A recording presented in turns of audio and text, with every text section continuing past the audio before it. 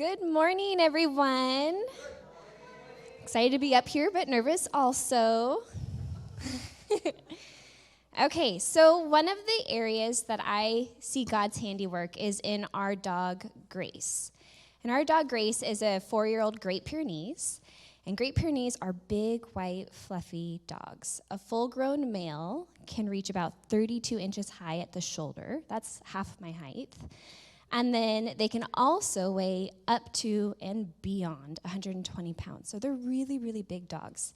And they're bred to be livestock guardians for shepherds and farmers. So basically what that means is they protect flocks like sheep and goats and chickens and cattle from predators like bears, wolves, and maybe mountain lions. And so in order to do that, they have to have confidence in their body and the ability to take action when needed. They have to know and judge whether a newcomer is a friend or a foe. They're brave. They show no fear as they run towards the threat and the danger to protect their flock. They're also strong-willed, and they trust their instincts, and they make decisions independently so they can act quickly. But they're not just guardians. They're not just guard dogs, but they're guardians. They not only protect the member of the flock, but they also are affectionate and sweet, and they nurture them as well. They're compassionate towards the little guys, and they're patient, and they're calm in nature. They're very, very loyal, and they develop a deep bond, protecting them out of love and devotion. How amazing is that? God created this breed to not only protect their flock till death, and also have this really strong, amazing, nurturing relationship with them. So they're both lion-like and lamb-like characteristics in them, just like Jesus. So throughout the Bible, Jesus spoke up to set people straight. One example of this is in John chapter 2, verse 12 through 22, where Jesus came to the temple in Jerusalem during a yearly Passover celebration to only find that the area had been turned into this marketplace and people were more focused on the money instead of God. And this really, really upset him. And so he had strong words and strong actions for the disrespect that he saw taking place. He threw the money changers out of the temple, and he physically overturned the tables. He was confident and brave and steadfast in that moment. As a lion, he understood the power of not only using his physical strength to take action, but the power of using his voice as well. The Bible also describes Jesus as a lamb. And a great example of this is in Mark chapter 5, verse 21 through 43. A synagogue ruler named Jairus had a little girl who was dying, and he was desperate. He begged Jesus to come to his house and to heal her. Jesus agreed, but on the way, he was stopped to heal someone else, and that little girl died. When Jesus arrived at the house, all the mourners that were there, he told them, "She's not dead, she's just asleep."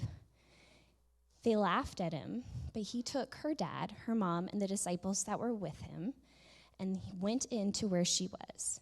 He took her by the hand, and he raised her from the dead. Jesus went to her. He went to her bedside. He held her hand, and he spoke to her. As a lamb, he understood that healing power of just being present. Most of us read the Bible, and we relate to the stories that kind of align with our personality. So some of us connected more with the story of Jesus clearing the temple, and others connected more of Jesus healing the little girl. We connect with the stories because some of us are more like lions, and some of us are more like lambs. I know for me, I'm a lamb, definitely a lamb. Kindness and empathy, loyalty are some of those characteristics that I know that God has placed deep within my heart. And I know he gave me those for a purpose. But there's a time that I felt those qualities were used against me. How could my good qualities be such a source of pain?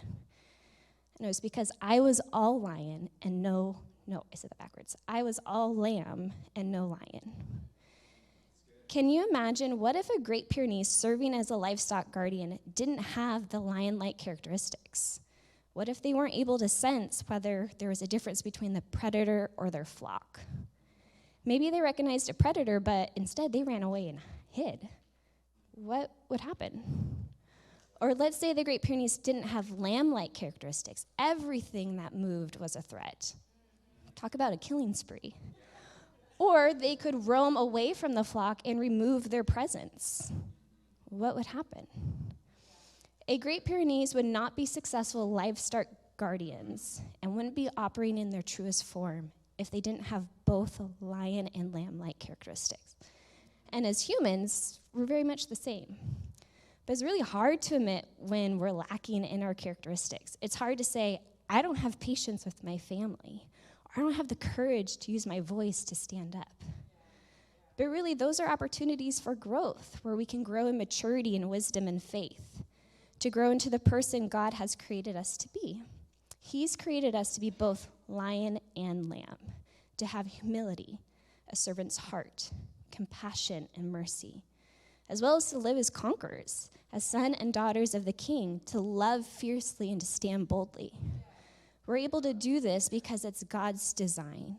He is molding us to be more like Jesus, and Jesus is the lion and the lamb. He's a perfect balance of gentleness and boldness. So to kind of quote the song, "Less Like Me" by Zach Williams, let's all be a little more like Grace and Jesus and find that perfect balance between being a lion and a lamb.